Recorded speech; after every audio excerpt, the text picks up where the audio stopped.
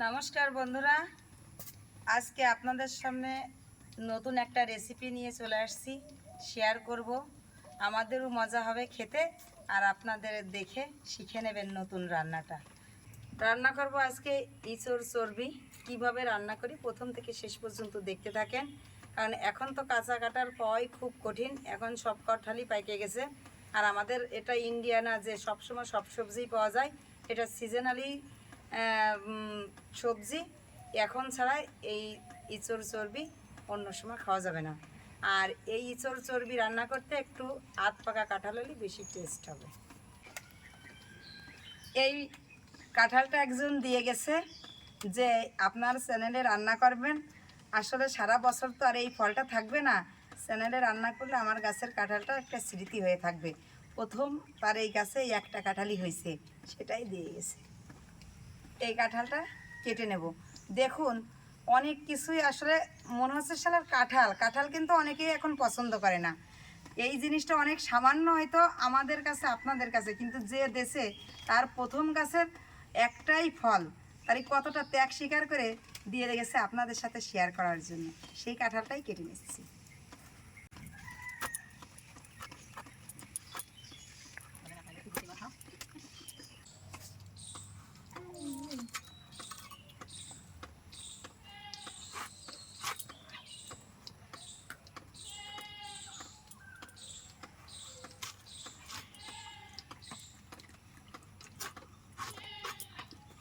দেখুন, কাঁঠালটা আমি এইভাবে কেটে নিয়ে এবার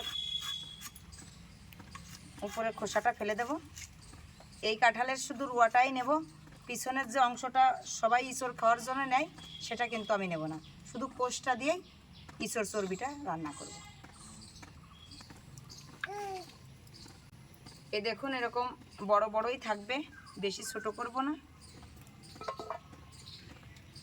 এরকমভাবে একে একে ইঁচড়টা আমি কেটে নেব।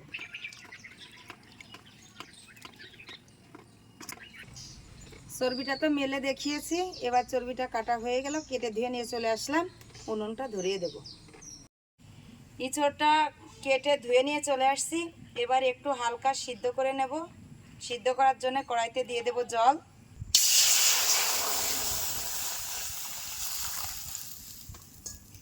সুন্দর ফুটে গেছে, কারণ ফুটন্ত জলের ভিতরেই এই আধ পাকা কাঁঠালটা দিতে হবে। যেহেতু কাঁঠাল কিন্তু অনেক বতি হয়ে গেছে, বেশি সিদ্ধ করব না, ফুটন্ত জলের মধ্যে দিয়েই একটু ভাপিয়ে নামিয়ে নেব। আর আমি কাঁঠালটা হালকা একটু ঢাকা দিয়ে দেব। কাঁঠালটা আমার ভাপিয়ে নেওয়া হয়ে গেছে। এই দেখুন, ভাপ বেরোনো দেখেই বোঝা যাচ্ছিল যে একদম ফুটে গেছে। এই কাঁঠাল বেশি সিদ্ধ করলে কিন্তু একদম গলে যাবে, বেশি সিদ্ধ করা যাবে না, হালকা মাপে সিদ্ধ করে নিতে হবে। কাঁঠালটা আমি ঢেলে নিচ্ছি। আমার ইঁচড় চর্বি রান্না করার জন্য যেটা লাগবে সেটা একবার দেখিয়ে দেবো উপকরণগুলো। পেঁয়াজ কুচি, টক দই, জিরে গুঁড়ো, ধনিয়া গুঁড়ো, হলুদ গুঁড়ো, গরম মশলা গুঁড়ো, আস্ত গরম মশলা, গোটা তেজপাতা, গোটা জিরে, লবণ, লঙ্কা গুঁড়ো, আদা বাটা, রসুন বাটা। কড়াইটা আমার গরম হয়ে গেছে, কড়াইতে দিয়ে দিচ্ছি তেল।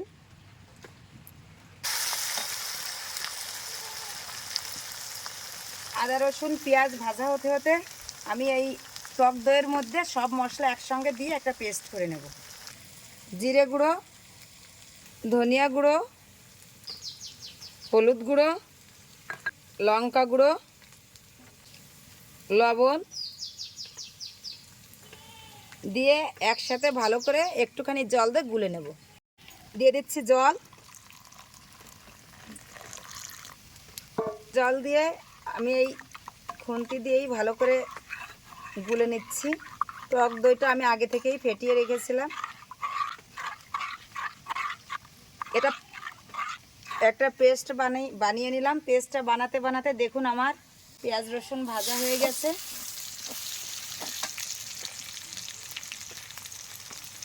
এই ভাজা পেঁয়াজ রসুন আদার ভিতরে দিয়ে দিচ্ছি সব মশলা।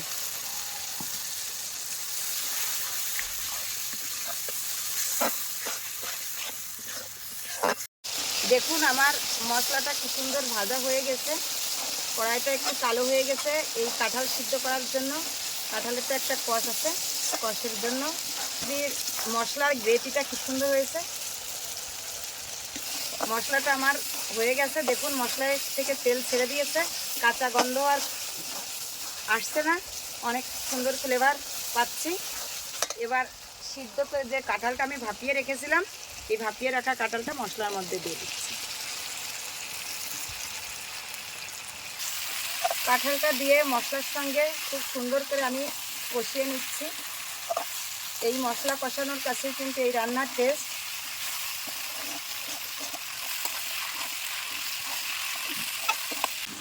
মশলার সঙ্গে আমার কাঁঠালটা খুব ভালো করে কষানো হয়ে গেছে। এবার চর্বিটা দিয়ে দেবো এর মধ্যেই।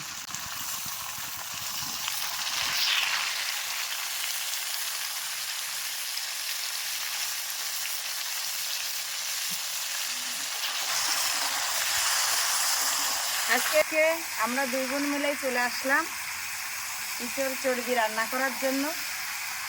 চর্বি দিয়েও ভালো করে নাড়িয়ে চাড়িয়ে কষিয়ে নিয়েছি।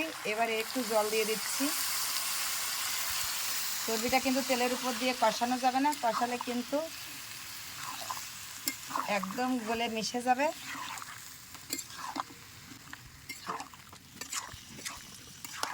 ভালো করে নাড়াচাড়া করে নিয়ে একদম মিশিয়ে দিয়েছি।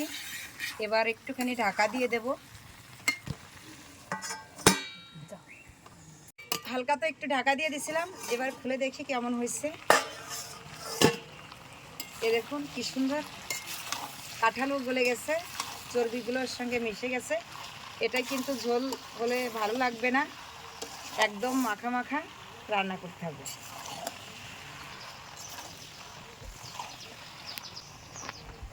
এই দেখুন কাঁঠালটা একটুখানি খুন্তি দিয়ে দেখছি কেমন গলেছে, কি সুন্দর গলে গেছে।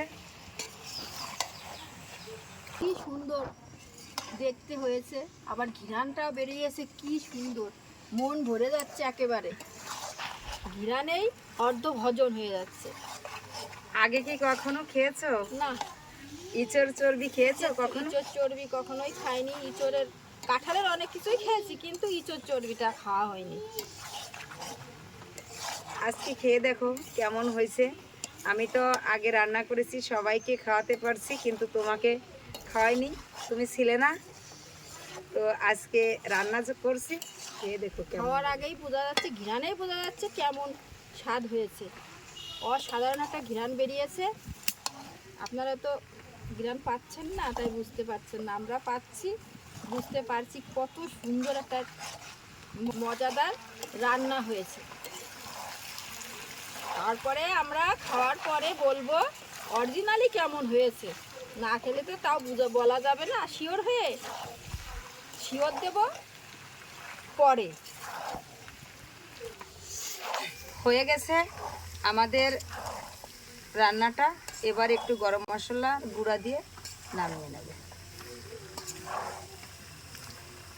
এটা কিন্তু ভেজে রাখা গরম মশলা গুঁড়া, তো ভাজাটা দেখাতে পারি নাই, এটা ভেজে গুঁড়ো করে নিয়েছি। হয়ে গেছে, এবার ঢেলে নেব।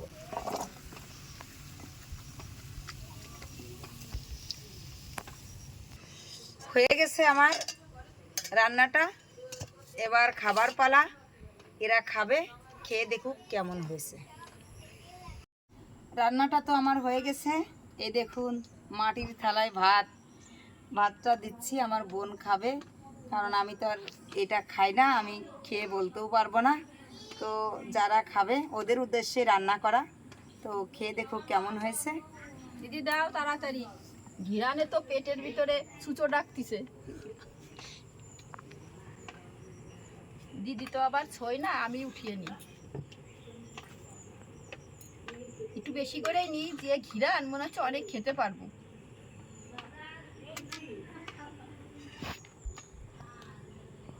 এই দেখুন চর্বিগুলো কি সুন্দর আস্তে আস্তে আছে।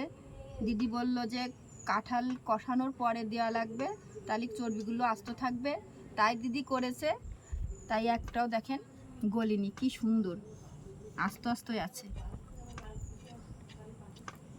এবার খেয়ে দেখি কেমন টেস্ট হয়েছে অরিজিনালি।